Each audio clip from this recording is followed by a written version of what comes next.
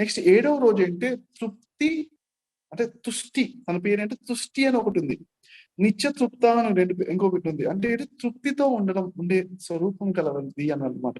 నిత్య తృప్త, నిత్యము తృప్తితో ఉండేది అనమాట. దేవత ఉంటుంది అన్నమాట. తృప్తియే ముక్తి అని కూడా అంటారు.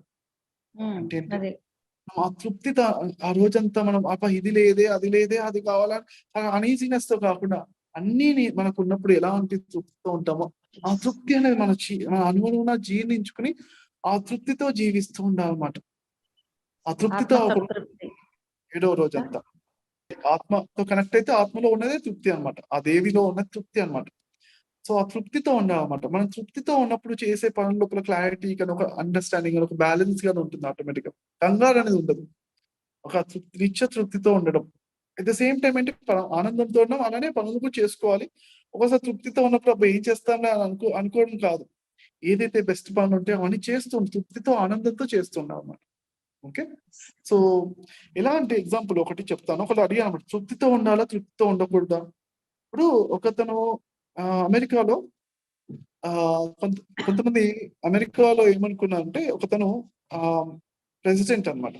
ప్రెసిడెంట్ ఏం చెప్పారంటే ఒక ప్రెసిడెంట్ అయ్యారు. ఆయన అంటే ఫస్ట్ కూలి వాడిగా ఉండేది. రోజు వాడి కూలి, ఇటుకలు వేస్తూ, బిల్డింగ్ లో కన్స్ట్రక్షన్ చేస్తూ, వాళ్ళు చిన్న కూలీగా ఉంది. తర్వాత మేస్త్రి అయ్యారు. తర్వాత ఎదుగుతూ అంటే ఇక్కడ అక్కడ సెనేటర్ ఏవో అంటుంటారు, ఇక్కడ ఎమ్మెల్యే, ఎంపీ లాగా అలా అవన్నీ ఎదుగుతూ ప్రెసిడెంట్ అయ్యారు. తను అయిన తర్వాత ఒకటి చెప్పారన్నమాట, నేను ప్రెసిడెంట్ అవ్వడానికి కారణం ఏంటి, నేను ఎక్కడ తృప్తి పడలేదు.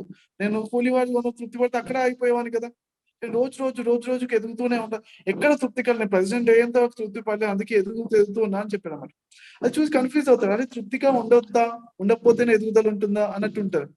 అయితే ఏంటంటే ఇక్కడ చిన్న ఫార్ములా ఏంటంటే, మన లోపల తృప్తిగా ఉండాలి.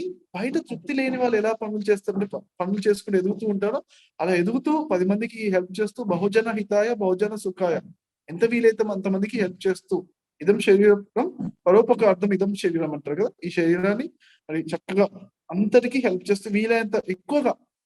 ఒకటి ఏంటంటే ఫార్ములా అంటారంటే, massive action gives massive results అంటాము. ఏదైనా ఒక పని చేస్తున్నాం, ఆల్రెడీ కొంత రిజల్ట్స్ వస్తున్నాయి. అదే ఒక 100 రెట్లు, 1000 రెట్లు, 1,000,000 రెట్లు నేను ఎక్కువగా చేస్తాను, గొప్ప లెవెల్లో చేస్తాను అనుకున్నాం అనుకోండి, అలా అనుకున్న గొప్ప రిజల్ట్ వస్తుంది. అదే ప్రతిసారి చేసి చూపించారు. ఎవరైనా ఎంత గొప్ప మహాత్ములు, మహానుభావులు అందరూ చేసి చూపించిన ఫార్ములా ఇదనమాట. నేను ఆల్రెడీ ఒక పనిలో సక్సెస్ అయ్యాను, ఒక పనిలో సక్సెస్, ఏదైనా ఒక దాంట్లో మంచి, అదే దాన్ని ఇంకా గొప్ప ఎత్తులో ఇంకా గొప్ప ఎత్తులో చేద్దాము అని చేయడం అనేది, అది చేస్తే అక్కడ ఆ విషయంలో కాంప్రమైజ్ అవ్వద్దు. అక్కడ అసంతృప్తిగా ఉన్నవాడు ఎలా అయితే చేస్తే అలా చేయాలన్నమాట. కానీ లోపల తృప్తితో ఉండడం అనమాట. లోపల తృప్తితో ఉండడం. ఓకే, రెండింటిని బ్యాలెన్స్ చేసుకుంటూ ఉండాలన్నమాట. సో అలెగ్జాండర్ ని ఓషో అంటారు, చాలా ఆయన పిరికివాడు, ప్రపంచంలో అందరికన్నా పిరికివాడు అలెగ్జాండర్ అని చెప్పాడు ఒక పరంగా. ఎందుకంటే అతనికి అంత భయం ఉంటుంది కాబట్టి, అంత ప్రపంచాన్ని అంతా జయిస్తున్నప్పుడు కానీ నేను అప్పుడు వరకు ఆయన స్లీప్లెస్ నైట్స్ ఉండేవాడు అనమాట. అయితే ఏంటంటే, కాకపోతే అలెగ్జాండర్ డైజెస్ చూస్తుందే ఎన్లైటెండ్ అయిపోయారు.